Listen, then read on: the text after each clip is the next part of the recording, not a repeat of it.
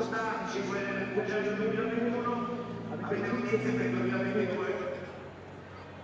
Qualcuno del Torino mi piace? Perché si iniziamo a guardare avanti, abbiamo l'antica stagione ma